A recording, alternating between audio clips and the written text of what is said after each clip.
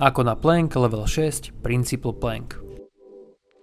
Technické prevedenie je totožné s levelom 5, len sú tu 4 rozdiely, a to nohy sú spolu, čím sa cvičenie znároční. Dosiahnutie technického majstrovstva, čo znamená, že predlakte ťaháme pod seba a vytvárame väčšie napätie, a podsadená panva. Najčastejšie chyby sú eliminované z predchádzajúcej série a to najdôležitejšie, že cvičenie si užívame. A štvrtý rozdiel je v cieli, ktorý je trošku iný. Cieľom je spraviť 3 série pod 60 sekúnd. Neboj, to nedávam ani ja.